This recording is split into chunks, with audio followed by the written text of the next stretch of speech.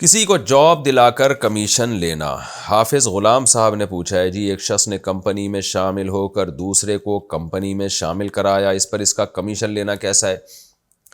دیکھیں، کمیشن کسی بھی جائز کام کا لیا جا سکتا ہے بشرطے کہ وہ کام پہلے سے آپ کے ذمے نہ ہو۔ مثال کے طور پر کمپنی آپ کو جو تنخواہ دے رہی ہے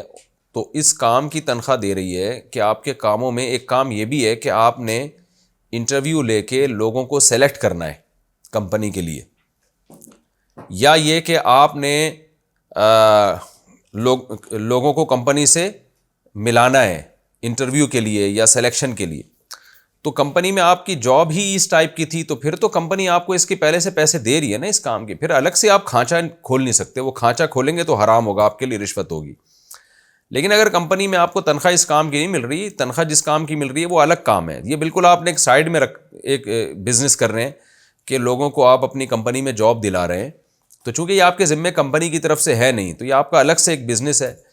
تو پھر آپ اس کا کمیشن لے سکتے ہیں۔ کوئی بھی کسی کو جاب دلانے کا کمیشن لے سکتا ہے، اس میں یہ شرط ہے کہ کمپنی کے ساتھ دھوکہ نہ ہو، یعنی نااہل لوگوں کو آپ جاب نہ دلائیں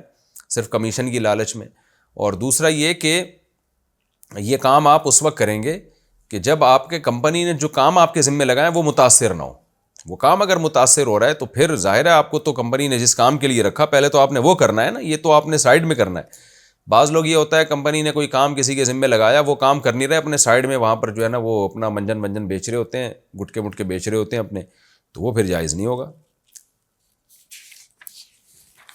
اچھا بھائی، صحابی نے اللہ سے مانگا تو گھر کی چکی خود بخود چلنے لگی، کیا کوئی ایسا واقعہ حدیث سے ثابت ہے؟ شاہ رخ احمد نے کراچی سے پوچھا ہے۔ دیکھیں،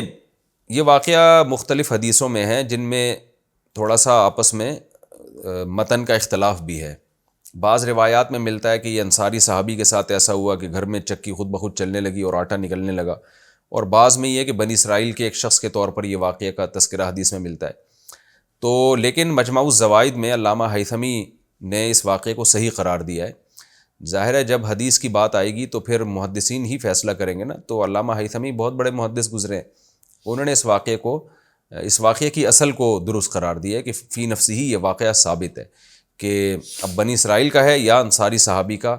تو اس بارے میں کوئی رائے یقینی طور پہ قائم نہیں کر سکتا، لیکن اتنی بات ہے کہ یہ واقعہ بہرحال علامہ ہیثمی کی رائے کے مطابق ثابت ہے۔